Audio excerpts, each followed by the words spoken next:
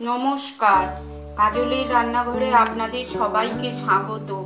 আজ আমি আপনাদের মাছের ডিমের বড়া দিয়ে তরকারি করে দেখাবো। এখানে মাছের ডিম নিয়ে নিয়েছি, কিছুটা পেঁয়াজ দিয়েছি, একটু পরিমাণ মতো নুন দিয়ে দিচ্ছি, দিয়ে দেব হলুদ, দিয়ে দেব লঙ্কা, একটু হলুদ গুঁড়ো দিলাম, একটু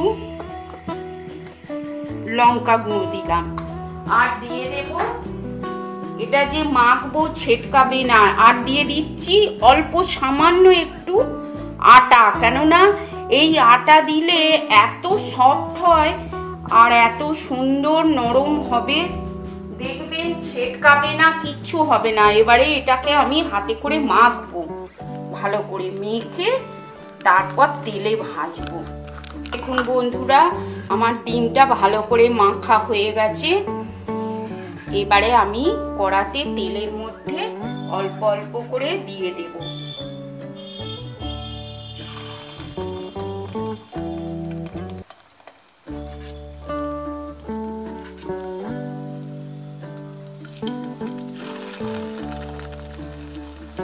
আমার হাতটা কাঁপে বলে অসুবিধে হচ্ছে, তবু আমি আপনাদের চেষ্টা করে দেখাচ্ছি।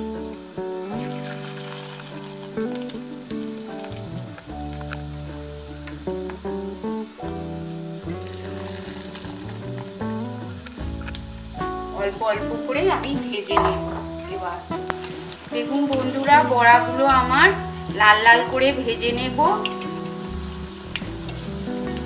কিরকম ফুলে যাচ্ছে দেখছেন তো, খুব সফট হবে। ঝোলে দিলে একবার আটা দিয়ে করে দেখবেন কত সুন্দর হয়, বেসন না দিয়ে আটা দিয়ে করে দেখবেন একবার। দেখুন আমার সব কটা বড়া ভাজা হয়ে গেছে। এখানে আমি আগে থেকে 3টে আলু সেদ্ধ করে রেখে দিয়েছিলাম, আর রেখেছি পেঁয়াজ, আর এখানে রেখেছি টমেটো, 1 ইঞ্চি আদা, 4-5টা রসুনের কোয়া, আর 2টো কাঁচা লঙ্কা। এইগুলো আমি একটু মিক্সিতে পেস্ট করে নেব। আর আমার গুঁড়ো মশলাও কিছু দেব, পরে দেখাচ্ছি। আলুগুলো এবার আমি এই তেলেতে ভেজে নেব।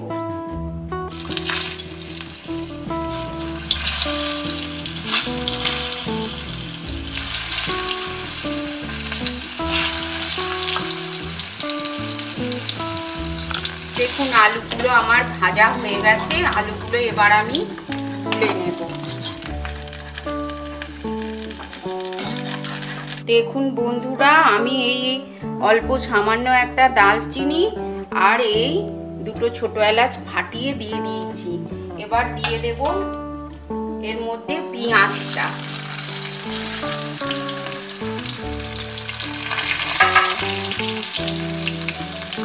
পেঁয়াজটা দিয়ে একটু নাড়তে থাকবো, একটু বাদামি হয়ে গেলে তারপর গুঁড়ো মশলা আর মিক্সিতে পেস্ট করা মশলাটা দেবো। দেখুন বন্ধুরা, পেঁয়াজটা আমার বাদামি কালার হয়ে গেছে। এবারে আমি এই যে মিক্সির মশলাটা এটা ঢেলে দেবো, আর এটা একটু জল দিয়ে দিয়ে দেবো।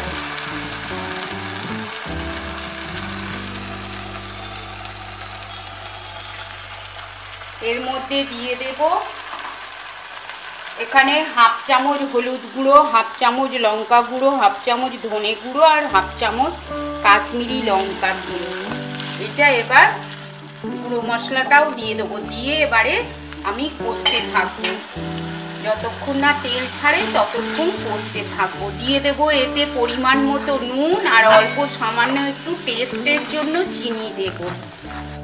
দিয়ে দিচ্ছি আমি আমার পরিমাণ মতো নুন, আপনারা আপনাদের পরিমাণ মতো দেবেন।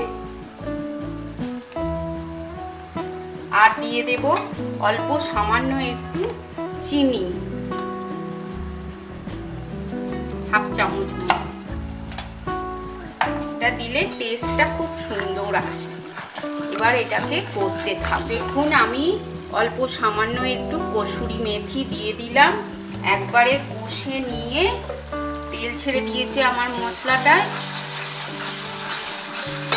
এইবারে আমি দিয়ে দেব আলু আর ভেজে রাখা বড়া আর অল্প সামান্য একটু জল। এটাকে ভালো করে মশলার সঙ্গে মিশিয়ে নেব। তারপরে এটাকে 5 মিনিট হতে দেব। এবার আমি দিয়ে দেবো পরিমাণ মতো জল।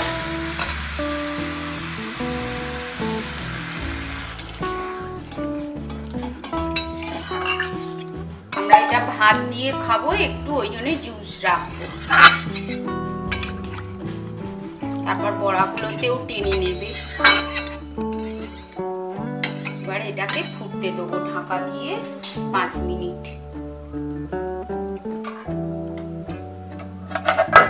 দেখুন 5 মিনিট বাদে আমি ফিরে এলাম। তরকারি আমার একদম রেডি। এবার আমি এটাকে অন্য একটা পাত্রে ঢেলে নেব। আমার রান্না যদি আপনাদের ভালো লাগে অবশ্যই লাইক করবেন, প্রচুর শেয়ার করবেন, কমেন্ট করে জানাবেন, আর নতুন বন্ধু হয়ে থাকলে সাবস্ক্রাইব করার অনুরোধ রইল।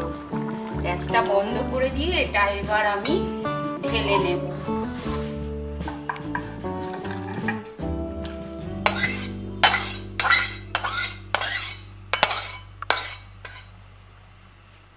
নমস্কার বন্ধুরা।